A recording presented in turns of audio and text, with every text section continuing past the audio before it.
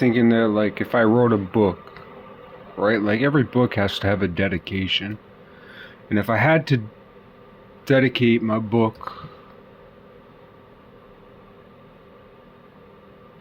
alright, who knows how it'll go, but Amir Alexander wrote my favorite, I guess it's my favorite book as of today. I had favorite books in the past, but my favorite book as of today is Infinite,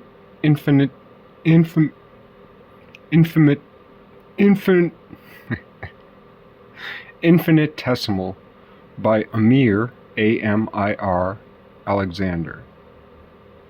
I love that book. I had to listen to it 3 times before I even liked it a little bit. Because I had it, I listened to it as an audiobook. And then, by the time I'd listened to it 3 more times, it was my favorite book. And it's been my favorite book for like 6 years.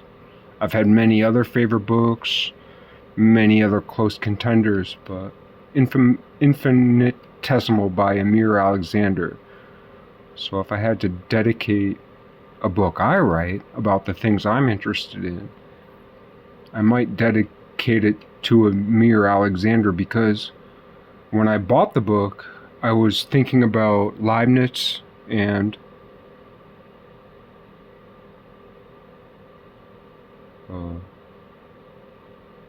Newton.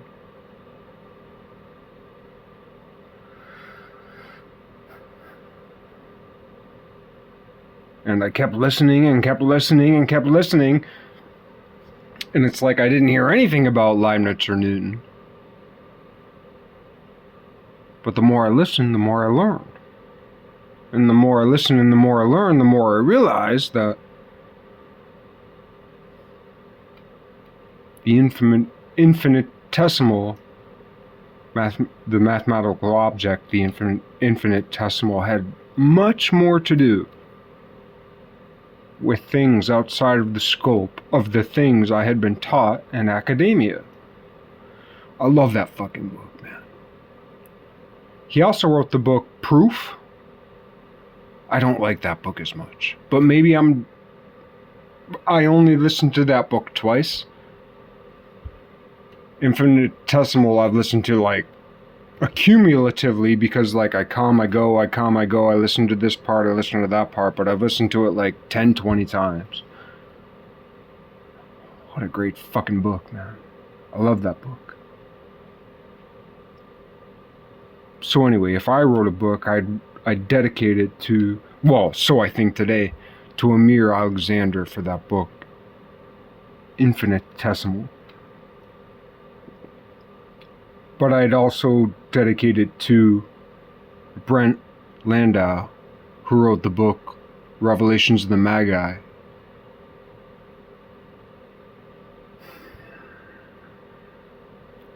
Which is completely off the radar. Like, the Amir Alexander's book Infinitesimal is pretty well off the radar. But Brent Landau's book Revelations of the Magi is like completely off the radar, which just shows how completely out of touch, out of step, out of everything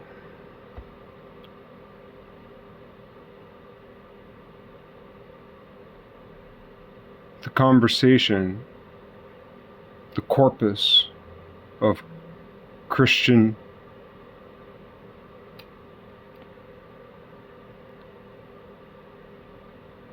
scholasticism, for lack of a better word, because I know scholasticism, I'm using that word colloquially, not academically. Revelations in the Magi. And this is one of those things when people are always talking about how, oh, the Vatican's hiding this, the Vatican's hiding that. The Vatican's not hiding it. The Vatican is protecting things. Like, yeah, sure, the Vatican hides this, hide that, but it's the low IQ, dipshit, dumb motherfuckers who are trying to hide things in the Vatican. But let's remember that the higher IQ, the higher spiritual EQ, is actually protecting things. I remember watching a lecture of Brent Landau, which at the time had like 100 views, right? Several years back. Brent Landau had given this lecture. I can't remember where. He's a complete unknown, and he shouldn't be. And basically it was like accidentally he had like learned Syriac. It was like the series of events, and it's like, oh, now I know Syriac, or the Syriac, whatever language.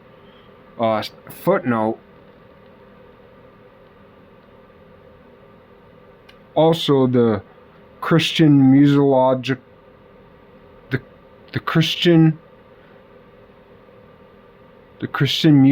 Musological Society of India, which is associated with St. Thomas of India, has also been preserving Syrian. But anyway, Brent Landau had learned this language, and he had somehow, through his scholarship, discovered that there was this untranslated script text in the Vatican Library, right? And he's a complete unknown. He's not some huge academic. I mean, he is. But he put his feelers out. He inquired to the Vatican, like, hey, I see you have this text, this untranslated text in the Vatican. I know the language. Can I translate it? And they were like, okay. And they gave him full pass. And he translated it, wrote a book, published it. Crickets everywhere, man. Nobody paid attention. Why is this important? This is important because it has to do with the Magi, right? And that's one of those things about the Bible, man. Some of the most important things in the Bible is where there's like 2 sentences that don't fit with anything. Yet, if you're into the scholarship, it has to do with everything. It's kind of like when Moses says, I have uncircumcised lips. The first time I read that in the Bible, I was like, whoa. Uncircumcised lips? That's crazy talk. And it said it like 2 or 3 times in a row. I can't remember what verse, but, you know, has to do with Aaron being the spokesperson.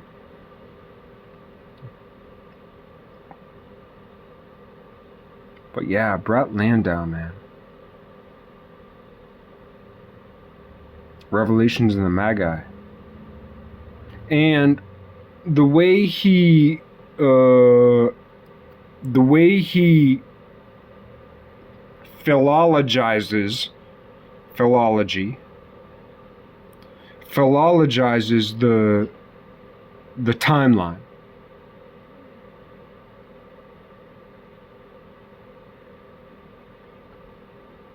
And how that connects with the Gospel of Thomas, how that timelines with, St. Thomas the Doubter, St. Thomas Didymus, St. Thomas the Twin. St. Thomas the Twin. Why was he the twin?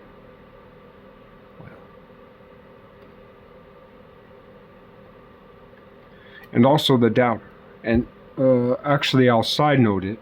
If I wrote a book, and I were to make a dedication,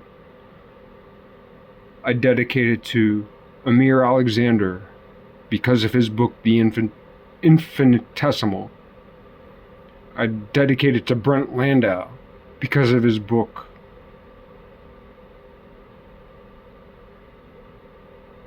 The Revelations of the Magi. I dedicate my book to St. Thomas the Doubter, St. Thomas Didymus the Twin.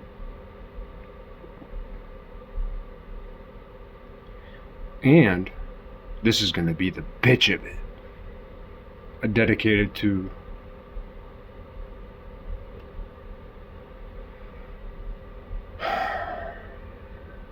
dare I say, I dare, St. Judas.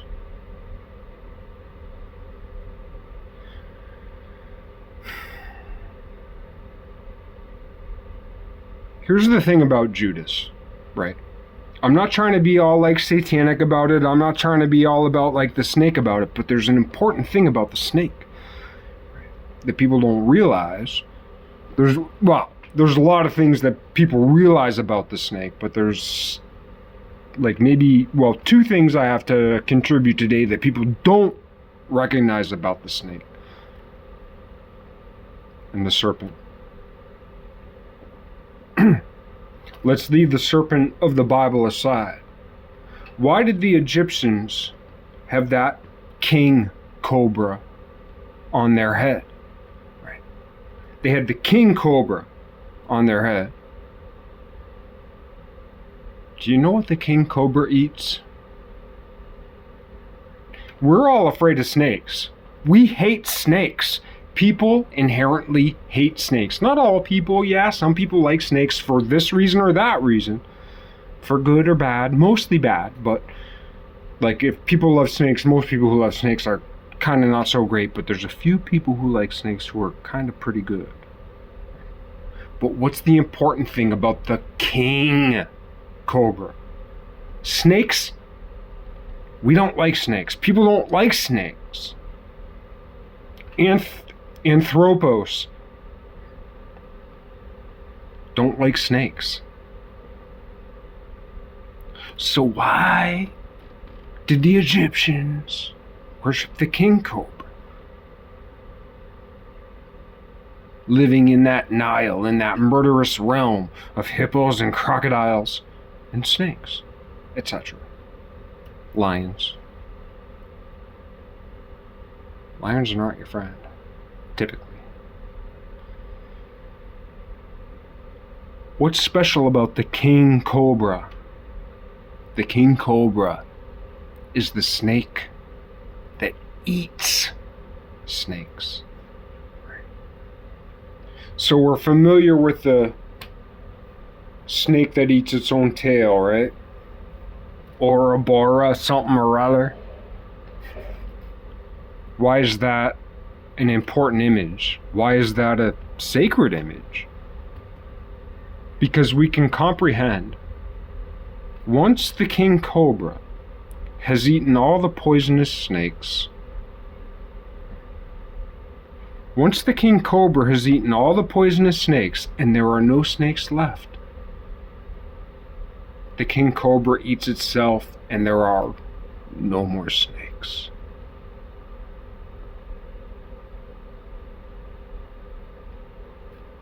That's Moses. And that's why he had that coiled staff. And that coil is the coil that eats itself.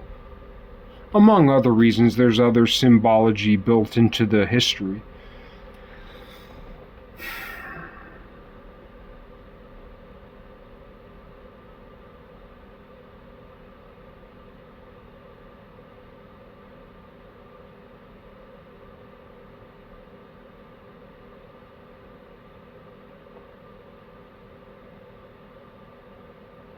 But Berlin Landau, he wrote that book, Revelations of the Magi. Why is that so important? It's so important because that journey from the east to the west, so to speak, or to the Mideast, which is the west to the east, right? It's all relative. They say the 3 wise men. In Brent Landau's case, it was 12 wise men. Give or take. Basically, if I had to break it down, if I had to summarize it the way I understand it, which could be wrong, is basically that there was this magic. Let's remember, the Magi are the magicians. Why are the Magi important? It's not that magic is bad. It's that the ultimate magic is Christ. Christ is the ultimate magic. And it's magic, miracle.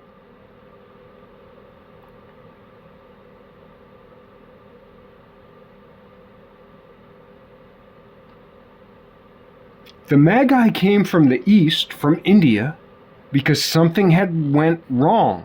Something went, there was something good back in the east.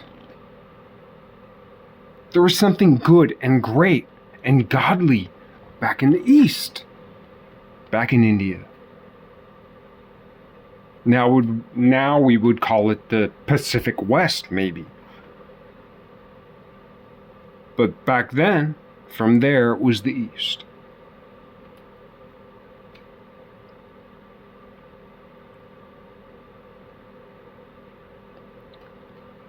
Because Hinduism actually is saturated with truth. The East and Hinduism is saturated with the truth. Christianity is hyper saturated with the truth.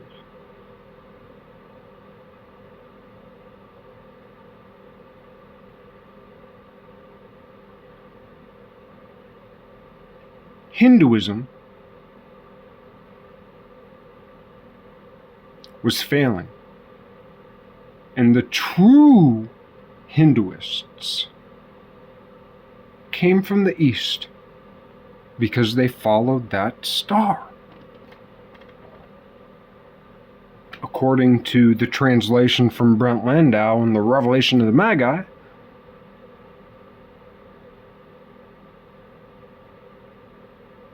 it was a star that only they could see and other people couldn't see.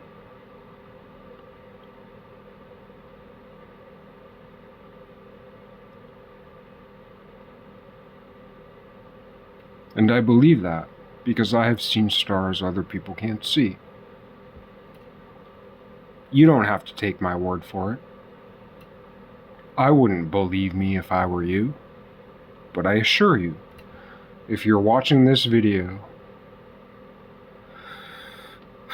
and I pray for you because it will be so difficult, I pray you survive it. If you're watching this video, you will see a star that others cannot see, and you will follow it, and it will bring you very close to death, and you will survive it for a time. And I can't say what your outcome will be. This will bring us to Judas, dare I say, and I dare say. And I will be a heretic, and this will be a heresy for me saying this, Saint Judas.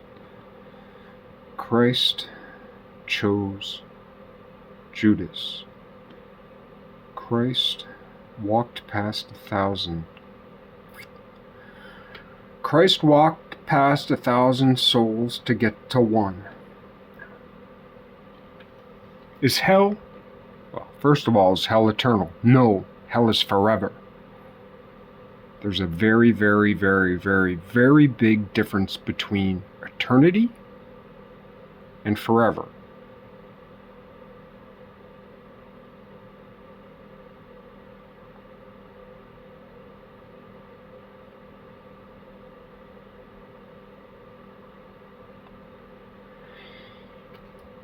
There's one good part of hell.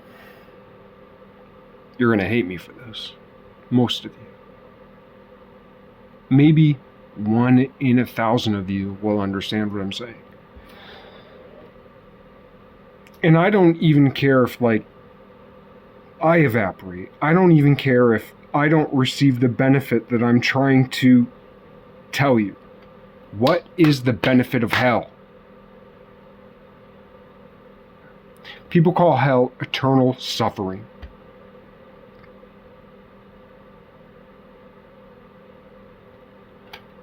I don't believe that's true.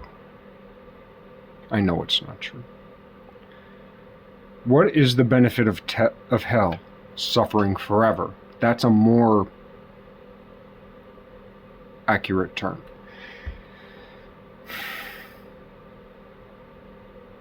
What is the benefit of hell? The preservation of the individuated soul. What is the benefit of hell? Memory. What is the benefit of hell? That you remember, you suffer, you slay, you regret, you tear yourself apart, but you don't die. You can't die. You can't disappear. In hell, you cannot disappear.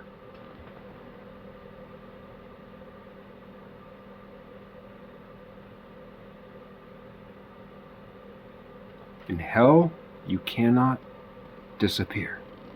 You must suffer. That is a great benefit. Why? Because in other philosophies and other thought systems, I won't go into it, but you dissolve. The dissolution of the soul, or rather, the soul cannot be dissoluted, but the spirit associated with the soul can be erased.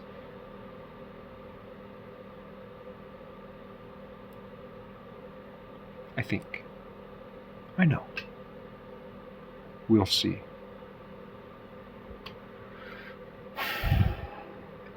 This is where I stand today. But the Magi came from the east.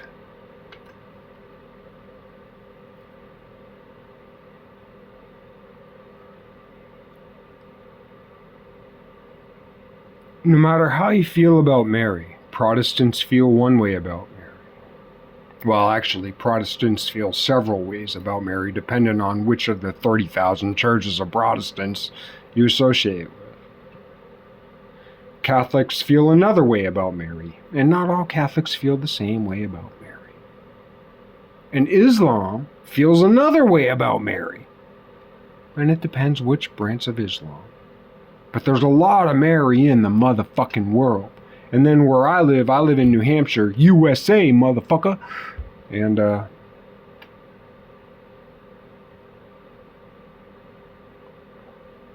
there's this song that's popular in the Anglosphere. Mary had a little lamb, little lamb, little lamb. Mary had a little lamb, its fleece was white as snow. Everywhere that Mary went, Mary went, Mary went. Everywhere that Mary went, her lamb was sure to go. Give me a break, motherfucker. Nail in the coffin, but as it so happens, it's basically within like a 50 or 100 mile radius of me. There's this great conspiracy about that song, about where it originated.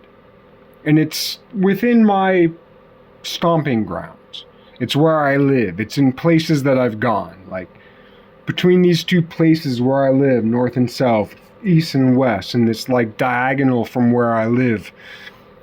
Some people say the song originated here. Some people say the song originated there, like, I can't remember, like 100 years ago, something like that. You know, 150 years ago, 50 years ago, 200, whatever it was. And it was basically this little girl would go to school and this lamb would follow her. It was her lamb.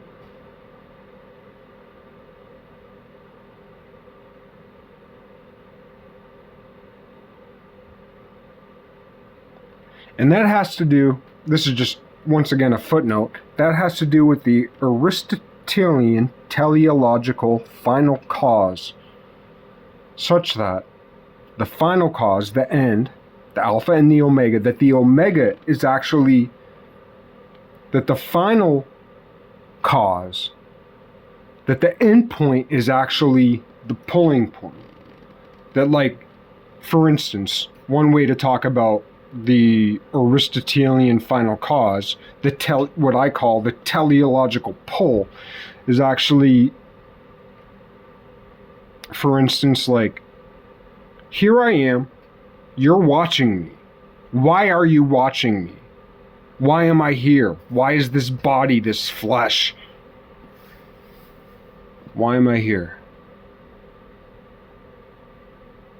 Am I here because 47 years ago, my parents did the